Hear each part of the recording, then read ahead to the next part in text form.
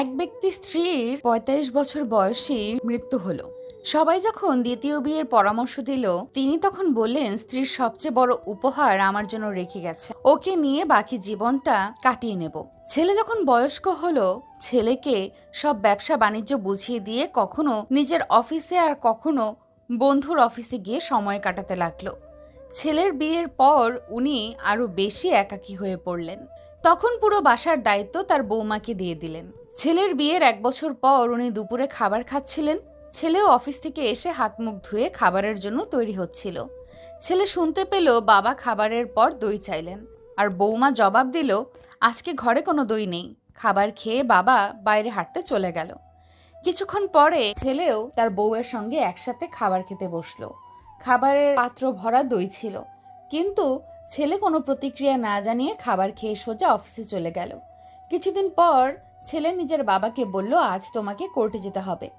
বাবা, আজ তোমার বিবাহ হচ্ছে। পিতা আশ্চর্য হয়ে ছেলের দিকে তাকিয়ে বলল, বাবা, আমার আর বিয়ের কোনো দরকার নেই। আর আমি তোমাকে এত বেশি স্নেহ দেই যে তোমার মায়েরও কোনো দরকার নেই। তাহলে আবার বিয়ে করতে হবে কেন? ছেলে বলল, বাবা না, আমি নিজের জন্য আনছি না, নিজের স্ত্রীর জন্য শাশুড়ি আনছি। আমি তো কেবল তোমার জন্য দইয়ের ব্যবস্থা করছি। কাল থেকে আমি ভাড়া বাড়িতে তোমার বৌমার সাথে থাকবো, আর তোমার অফিসে এক কর্মচারীর মতো বেতন নেব, যাতে তোমার বৌমা জানতে পারে দইয়ের পাত্রর দামটা কত। বাবা মা আমাদের জন্য এটিএম কার্ড হতে পারেন, কিন্তু তারা আমাদের দয়ায় না, বরং আমরা তাদের দয়ায় বেঁচে আছি। ১০০ বছর জন্য ১০০ বছর বয়স হওয়ার কোনো প্রয়োজন নেই। শুধু একদিন এমন কাজ করে যাও যাতে লোক তোমায় ১০০ বছর পর্যন্ত মনে রাখে। চালাক মানুষের সমস্যা একটাই, তারা মনে করে তারাই বোঝে, কিন্তু আপনি যে তার চালাকি বোঝেন সেটা তারা বোঝে না। কোনো এক ব্যক্তিকে সাহায্য করলে সারা পৃথিবী বদলে যাবে না, কিন্তু যাকে সাহায্য করবেন তার পৃথিবীটা অবশ্যই বদলে যেতে পারে। প্রয়োজনের চেয়ে বেশি ভালোবাসা পেলেই মানুষ অবহেলা করতে শুরু করে, তাই তাকে অতিরিক্ত ভালোবাসতে নেই। ১ মিনিটে জীবন বদলাতে পারে না, কিন্তু ১ মিনিটে নেওয়া একটা সিদ্ধান্ত তোমার জীবনকে বদলে দিতে পারে। জীবনের শেষ বলে কিছু নেই। রাত যতই গভীর হবে, সকাল ততই তাড়াতাড়ি হবে। অন্যায় কাজ করে অন্যায় কাজ স্বীকার না করাটাও আরেকটা বড় ধরনের অন্যায়। খুব আপন করে পাশে থাকা মানুষটিও একটা সময় আর পাশে থাকে না, যখন সে বিকল্প কোনো সঙ্গ পেয়ে যায়। রব মানুষকে ধনুক আকারে ঠোঁট দিয়েছেন, আর তীর আকারে দিয়েছেন মুখের কথাকে। সময় হলো এক অমূল্য সম্পদ। যদি তুমি সময়ের মূল্য না দাও, ভবিষ্যতে তোমার নিজেরই কোনো মূল্য থাকবে না। সুখ হলো প্রজাপতির মতো, ধরতে গেলে উড়ে যায়। কথাগুলো চোখের জলের মতো, আজীবন ঝরে যায়। কেউ জন্মগতভাবে খারাপ হয় না, খারাপ বানায় কিছু বেঈমান মানুষ আর আশেপাশের পরিস্থিতি। আমি কখনো কাউকে কষ্ট দেইনি, এই কথাটি হচ্ছে অহংকারের আরেকটি নাম। তুমি হয়তো জানো না, নীরব থেকেও মানুষকে কঠিন কষ্ট দেওয়া যায়। যখন জীবনের কিছুই হারানোর বাকি থাকে না, তখনই মানুষ নিজের ভুল একে একে বুঝতে পারে, আর তখন তার কিছুই করার থাকে না। ধীরে ধীরে তুমি যেটা পাবে সেটা তোমার, আর হুট করে তুমি যেটা পাবে সেটা তোমার নয়। স্বামীর থেকে বড় আপন এই পৃথিবীতে কেউ হতে পারে না। আজ তুমি স্বামীর ঘরে ভালো থাকবে, সুখে থাকবে, তোমার পাশে সবাই থাকবে, কিন্তু একবার স্বামীবিহীন হয়ে দেখো, কারো চোখে তুমি আপদ, কারো চোখে তুমি বোঝা, আর সমাজের চোখে তুমি হয়ে যাবে একজন অসৎ নারী। ক্ষণিকের জন্য তোমাকে হয়তো সবাই ব্যবহার করবে, কিন্তু পাশে থাকবে না কেউ, কারণ এই সমাজে ভালো মানুষের সংখ্যা খুব কম, অমানুষের সংখ্যাই বেশি। তাই তোমার স্বামী থেকে কাউকে আপন মনে করে জীবনের সবচেয়ে বড় ভুলটি করতে যেও না। মুখের ভাষা খারাপ হলে চরিত্র খারাপ হয় না। মিষ্টি কথার ভেতরে অনেকেরই খারাপ চরিত্রটা বোঝা যায় না। মানুষ অপেক্ষা করে সুন্দর একটি ভবিষ্যতের জন্য, আর ভবিষ্যৎ অপেক্ষা করে মানুষকে মৃত্যুর সাথে পরিচয় করানোর জন্য। বাস্তবতা শিখতে চাও, এই জন্য তোমাকে খুব বেশি দূরে যেতে হবে না। বিপদে পড়লে তোমার পরিচিত কাছের বন্ধুটির কাছে যাও, তখন বুঝবা বাস্তবতাটা কি জিনিস। সাথে সাথে কখনো উত্তর দিও না। যখন তুমি রেগে আছো, কাউকে কোনো বড় প্রতিশ্রুতি দিও না। যখন তুমি খুব বেশি খুশি আছো, নিজে খুশি থেকে অন্যকে কখনো কাঁদিও না। শেষটা কিন্তু সামলাতে পারবে না। মনে রাখবে, ভালো সময় যেভাবে এসেছে, খারাপ সময়ও আসতে পারে। মানুষের ভালো সময় ও খারাপ সময় কখনোই স্থির থাকে না। মানুষ ঘর বদলায়, মানুষ সম্পর্ক বদলায়, মানুষ বন্ধু বান্ধব বদলায়, তবুও তাদের সমস্যা শেষ হয় না। এর কারণ হলো সে নিজেই বদলায় না।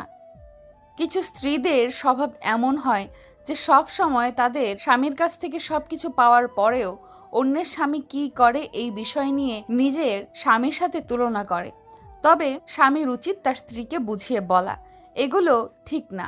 অন্যের বিষয়ে কান না দিয়ে নিজের দিকে দেওয়াটাই ভালো, তাহলেই সংসারে সুখ আসবে। নইলে একটা সময়ে ওই সংসারটা সুখ থেকে দুঃখে পরিবর্তন হয়ে যাবে। আপনার স্ত্রীর মধ্যে এই 3টি লক্ষণ দেখলে বুঝবেন সে অন্য পুরুষের সাথে কিছু একটা করে। নাম্বার 1, আপনি যখন রাতে তাকে কাছে পাওয়ার জন্য ডাকবেন, যদি দেখেন তার কোনো আগ্রহ নেই এবং আপনাকে বিভিন্ন অজুহাত দেখাচ্ছে এটা না করার জন্য, তবে বুঝে নেবেন সে অন্য পুরুষের স্পর্শ পেয়েছে। নাম্বার 2, হঠাৎ করে যদি নিজের চেহারা বা সাজগোজের প্রতি অনেক খেয়াল দেয়।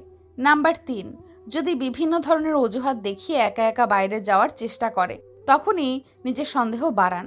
ঘুম আসে না দুটো চোখে, হারায় মুখের হাসি। মানুষ এখন রোগে কম, মরে ভালোবেসেই বেশি। মাঝে মাঝে মনে হয় জীবনে কিছু কিছু মানুষের সাথে পরিচিত না হলেই বোধহয় অনেক ভালো হতো। ফিরে যেতে হবে জেনেও যখন পৃথিবীতে আসা, হাসি মুখে জয় করে নাও সকলের ভালোবাসা। বিশ্বাস করতে হলে এমন কাউকে বিশ্বাস করো যার মধ্যে নীতি আছে, যার মুখের কথা ও হাতের কাজে কখনো নড়চড় হয় না। যদি হঠাৎ করে কেউ তোমার সাথে কথা বলা বন্ধ করে দেয়, তাহলে জেনে রাখো হয়তো তোমার কোনো কথা তার মনে আঘাত করেছে, নয়তো তার মনে অন্য কেউ এসে বাসা বেঁধেছে। বিশ্বাস করাটা ভুল নয়, তবে বিশ্বাস নিয়ে খেলা করাটাই সবচেয়ে বড় ভুল।